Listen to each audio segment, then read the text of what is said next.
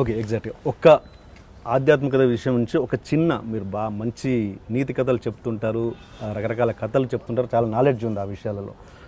ప్రేక్షకుల కోసం ఒక మంచి నీతి కథ చెప్పి మనం మన ఇంట్లోకి వెళ్ళిపోదాం. ఒక మంచి నీతి కథ అంటే మనం కానీ దేవుణ్ణి మనసారా ప్రార్థిస్తే మాత్రం 101% మనం ఎందుకు వాడిని ఆరాధిస్తున్నామో అతను ఫుల్ఫిల్ చేస్తాడు. ఓకే, ఒక వ్యక్తి తన తాలూకు ఒక చిన్న చార్టర్డ్ ఫ్లైట్లో వెళ్తుండేను. అనుకోకుండా ఆ ఫ్లైట్ ఏదో ప్రాబ్లం వచ్చింది, పొలాల్లో ల్యాండ్ చేశాడు. పొలాల్లో ల్యాండ్ చేసే టైం చూసేసరికి ఆల్మోస్ట్ 4:30 అయిపోయింది సాయంకాలం. అతను వెళ్ళవలసింది అహ్మదాబాద్ వెళ్ళాలి, యమా స్పీడ్లో వెళ్ళిపోవాలి, చాలా పెద్ద బిరుదు ఇస్తున్నారన్నమాట, one of the biggest medal for his life అనేసి. బయటకు చూస్తూ దూరంగా ఒక విలేజ్ కనిపించింది, పరిగెట్టి వెళ్ళాడు. అక్కడ వెళ్ళి ఏది అంటే ఒక డొక్కు అంబాసిడర్ కారు దొరికింది. రిక్వెస్ట్ చేశాడు, నన్ను అహ్మదాబాద్ దాకా దింపుతావా అనేసి. అలాగే సార్ దింపుతా అన్నాడు. ఓల్డ్ అంబాసిడర్ కార్ వాళ్ళు వెళ్తున్నప్పుడు వాళ్ళ ప్యాసేజ్ అంతా ఈ విలేజ్కి అహ్మదాబాద్కి మధ్యన ఒక చిన్న ఫారెస్ట్ స్ట్రెచ్ నుంచి వెళ్ళాలి. 5:30 కారు అయిపోయింది.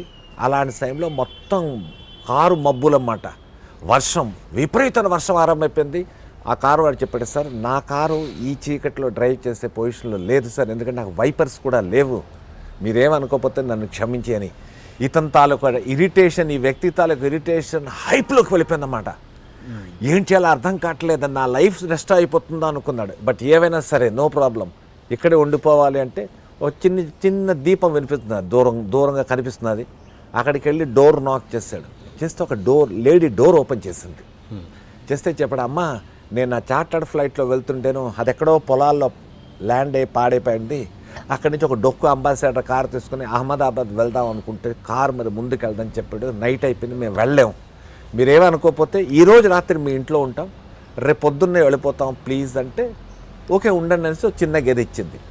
రాత్రి తినడానికి ఫుడ్ పెట్టింది, అన్నీ అయి పొద్దున్నేసరికి మొత్తం అంతా తెరిపించింది. బయలుదేరుతుంటే టీ తెచ్చిచ్చింది. టీ తాగుతూ ఈ వ్యక్తి అతను అన్నాడు, ఒక చిన్న విషయం అడగచ్చా అని. చెప్పండి. ఏంటంటే నిన్న నైట్ నుంచి చూస్తున్నానమ్మా, నువ్వు నోట్లో ఏదో మర్మరింగ్ ఏదో అలా చెప్తున్నావు, వాట్ ఈజ్ దట్ అని. అంటే ఆవిడ చెప్పింది, నాకు నారాయణ అంటే చాలా ఇష్టం అండి, అందుకోసం నా నోట్లో నేను ఓం నమో నారాయణ ఓం నమో నారాయణ ఓం నమో నారాయణ అనేసి ప్రే చేస్తూ ఉన్నాను. ఎందుకోసం అడిగాడు. లోపల చిన్న కొట్టు ఉంది, దాంట్లో నాకు 10 సంవత్సరాల కుర్రోడు ఉన్నాడంటే మా బాబు, వాడికి ఏదో బ్రెయిన్లో ఒక ప్రాబ్లం వచ్చింది, ఆ ప్రాబ్లం ఎలా క్యూర్ చేయాలనేసి నా దగ్గర ఉన్న స్తోమతకి ఇక్కడున్న చుట్టుపక్కల డాక్టర్ దగ్గర తీసుకెళ్ళాను, బట్ వాళ్ళకి ఎవరికీ తెలియలేదు. ఆఖరికి ఒక లేడీ డాక్టర్ చెప్పింది, మలేషియాలో డాక్టర్ అబ్దుల్ ఫరీద్ అని ఒక డాక్టర్ ఉన్నాడు, అతని దగ్గరికి తీసుకెళ్తే వీడు బాగవుతాడు, నేను వెళ్ళలేను కాబట్టి నారాయణని ప్రే చేస్తున్నా, ఏదోలాగా హెల్ప్ చేయమని. ఇంకేం లేదండి అనేసరికి ఈ వ్యక్తి ఎవడైతే ఆవిడతో మాట్లాడుతున్నాడో అల్లా అని కూర్చుంటున్నాడు మోకాళ్ళ మీద. చెప్పాడు, నా పేరే అబ్దుల్ ఫరీద్ అమ్మా, నేనేమో యాక్చువల్లీ అహ్మదాబాద్ నాకు అవార్డు ఇస్తారని వెళ్తుండే నా ఓన్ ఫ్లైట్లో. అంటే ఈవిడ అబ్దుల్ ఫరీద్ దాకా వెళ్ళే స్తోమత వాడికి లేదు కాబట్టి, ఆ నారాయణ్ని నమ్మింది కాబట్టి ఆ అబ్దుల్ ఫరీద్ అన్న ఒక డాక్టర్ని ఈవిడ దగ్గర తీసుకొని వచ్చాడు. If you believe it, it's really very strong. లేదు ఇవన్నీ ఎగ్జాంపుల్స్ కథల్లాగా చెప్తున్నావు అంటే దానికి చెప్పడానికి లేదు. ఎందుకంటే ఏదైనా స్ట్రాంగ్ స్టాంప్ పడాలి అంటే ఒక ఎగ్జాంపుల్ ద్వారానే వెళ్తుంది, లేకపోతే వెళ్ళదు. అలాంటి దానికే ఇలాంటి stories. And it is a fact. Doctor Abdul Fareed అన్న ఒక డాక్టర్ మలేషియాలో ఉన్నాడు. అండ్ ఇంకో విషయం చెప్తాను, ఒక గుజరాతీ డాక్టరు బాంబేలో ఉండేవాడనమాట. అతని గురించి స్టోరీ మొత్తం పడింది. యాక్చువల్లీ హీఈస్ అన్ అథెయిస్ట్. దేవుడు అంటే నమ్మకం లేదు, దేవుడు అంటే అతనికి నమ్మకం లేదు. అలాంటి డాక్టర్ ఏంట్రా అంటే వారం రోజులు ఇండియాలో ఉంటాడు, మిగతా 3 వారాలు బయట తిరుగుతుంటాడు. ఒక లేడీ అనుకోకుండా అతని దగ్గరికి వచ్చింది. ఆ లేడీకి ఒక 8 సంవత్సరాల కూతురు.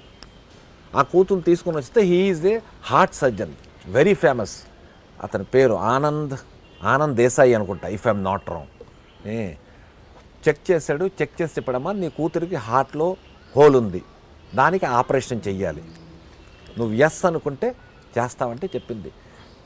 ఎంత అవుతుంది ఖర్చు అంటే అతను చెప్పాడు, ఇంత అవుతుందంటే నా దగ్గర అంతే అండి, దానికి సగానికి సగం కూడా లేదండి అంటే, నీకు పర్లేదమ్మా, నువ్వు కానీ ఎస్ అన్నావు అంటే నువ్వెంత చేయగలవో చెయ్యి, బ్యాలెన్స్ నేను చూసుకుంటాను, కానీ ట్రీట్మెంట్ మాత్రం చేసి తీరాలి, ఎంత తొందరగా చేస్తే అంత. ఇంకో విషయం, ఆపరేషన్ చేసిన తర్వాత ఓన్లీ 10% ఛాన్స్, 90% నో ఛాన్స్. నీ కూతురు బతుకుతుంది మాత్రం నేను గ్యారంటీ ఇవ్వలేను, నువ్వు ఆలోచించి రేపు రా అన్నాడు. ఆవిడంది నేను రేపటిదాకా ఎందుకంటే నేను ఇప్పుడే చెప్తున్నాను, మీరు చేసేయండి ఆపరేషన్. ఎలాగో ఆపరేషన్ అనేది కంపల్సరీ అంటున్నారు, లేకపోతే నాకు కూతురు బతకదు అంటున్నారు. అలాంటి మీరు ఆపరేషన్ చేసిన తర్వాత బతుకుతుందా బతకదా అన్నది కూడా చెప్పలేకపోతున్నారు. So let us do it అని ఆవిడ చెప్పింది. ఓకే అన్నాడు, అయిపోయింది. 3 days తర్వాత దానికి ఏవో ట్రీట్మెంట్ అవి చేశాడు. ఆపరేషన్ టేబుల్ మీద తీసుకెళ్తే ఆ పాప పడుకొని ఉంది. పడుకున్నప్పుడు ఇక అది ఇది క్లీనింగ్ చేసే ముందు చెప్పిన అంకల్ ఒక చిన్న మాట, ఏంటి అంకల్ మీరు నా గుండెకాయకు వస్తారు కదా. అవునమ్మా, అయితే ఆ గుండెకాయలోని దేవుడు ఉంటాడు కదా, దేవుడిని నేను హలో అని చెప్పానని చెప్పమంది. అంటే ఇది ఒక చిన్న షాక్. అదేంటమ్మా దేవుడు ఉంటాడు అంటే, లేదు మా అమ్మ చెప్పింది ప్రతి మనిషి తాలూకు హృదయంలో దేవుడు ఉంటాడు అనేసి. అలాగ నాకు అనిపించిందండి హృదయంలో దేవుడు ఉంటాడని. మీరు చూస్తారు కదా హార్ట్ కట్ చేసినప్పుడు వాడిని నేను హలో అని చెప్పాను అనేసి. ఎక్కడో ఇతనికి ఒక చిన్న పిన్ కొట్టిందన్నమాట. ఎనీహౌ ఆపరేషన్ స్టార్ట్ చేశాడు. స్టార్ట్ అయిన 15 minutesకే ఎవ్రీథింగ్ స్టార్టెడ్ డిప్లీటింగ్. అన్నీ కింద పడిపోతున్నాయి, బీపీ పడిపోతుంది, అది పడిపోతుంది, పల్స్ పడిపోతుంది, అన్నీ పడిపోతున్నాయి. అప్పుడు అనదర్ డాక్టర్స్ ఉంటారు కదా, సార్ ఏం చేద్దామంటే, సారీ ఇది వర్కౌట్ అవుతుంది మనకి, కొంచెం సేపు తర్వాత షీఈస్ గోయింగ్ టు కొలాప్స్ అన్నాడు. తన రూమ్లోకి వెళ్ళాడు. He started smoking. తను స్మోక్ చేస్తున్న ఒక 2-3 నిమిషాలు కూడా అవ్వలేదు, సీనియర్ నర్స్ పరిగెట్టుకుంటుంది, డాక్టర్ డాక్టర్ అన్నీ మళ్ళీ everything is picking up, everything is picking up అంటే కమోన్ అసలు ఛాన్స్ లేదు, మై ఎక్స్పీరియన్స్ ఈజ్ టెలింగ్, ఛాన్సే లేదంటే లేదు పికింగ్ అప్ అన్నారు. అంటే ఆ సిగరెట్ అక్కడ వదిలేసి పరిగెట్టుకుంటూ వచ్చి చూస్తే మళ్ళీ ఏవేవైతే సింక్ అయిపోతున్నాయి మళ్ళీ ఎవ్రీథింగ్ ఈజ్ కమింగ్ అప్.